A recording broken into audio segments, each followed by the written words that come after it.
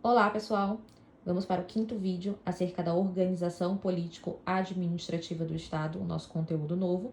Até o presente momento, conseguimos evoluir com noções introdutórias muito pertinentes. Observamos que a forma de Estado que o Brasil adota é, inclusive, a federativa, que é o nosso conteúdo atual.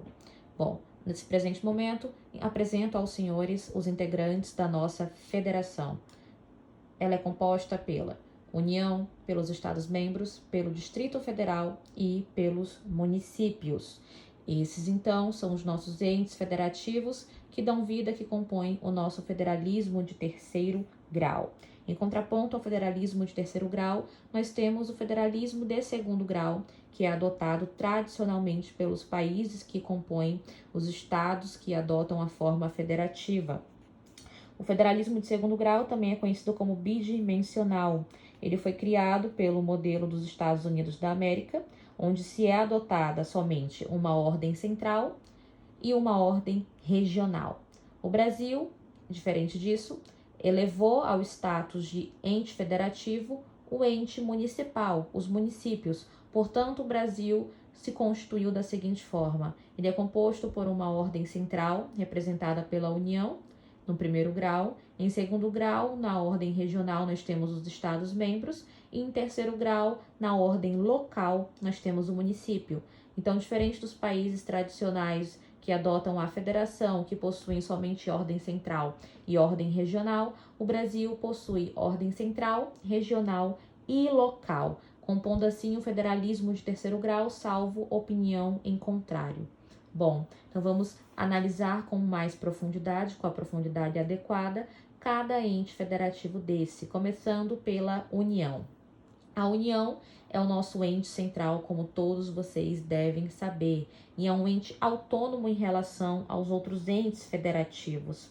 A União, por uma questão lógica e consequencial da nossa forma federativa ter se dado por meio da segregação, saímos de uma ordem unitária e nos transformamos numa ordem federada, nada mais natural que a maior gama de competências permaneça, se concentre na União. Então, a partir do momento que a União dividiu suas competências, houve repartição de competências com os outros entes federativos, naturalmente ela concentrou a maior parte dessas competências. Ela ainda armazena esse grande volume de competências administrativas, legislativas e tributárias. Bom, outra informação muito importante quanto à União é que ela representa a República Federativa do Brasil nas relações internacionais. Não obstante elas possuírem duas coisas em comum, e aqui eu me refiro à República Federativa do Brasil e à União. Quais são os dois pontos importantes em comum entre essas duas ordens? Elas são representadas pela mesma pessoa, que é o nosso presidente da República, e elas dividem o mesmo território.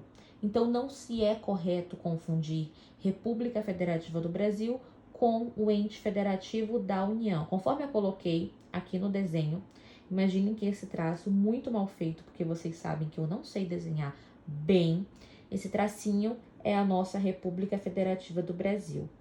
A República Federativa do Brasil tem personalidade jurídica, ou seja, é pessoa jurídica de direito público internacional.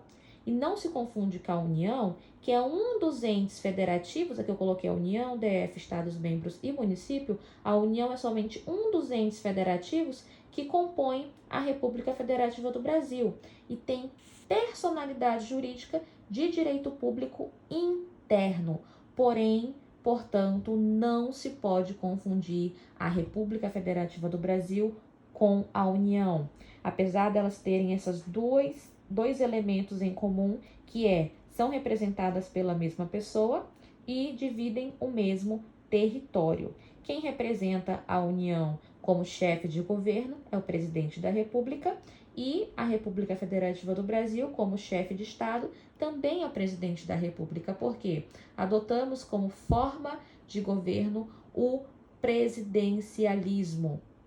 Perdão, sistema de governo, o presidencialismo. Portanto, o presidente da República tanto acumula as funções de chefia de governo como chefia de Estado. Beleza?